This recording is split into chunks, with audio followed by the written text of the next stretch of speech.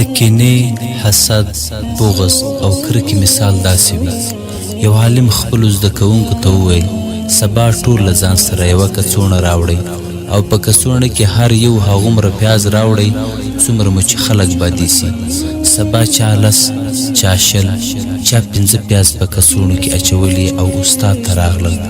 استاد ورته وویل اوس چې هر چیرې ځئ نو دغه کڅوړې هم در سره وړئ.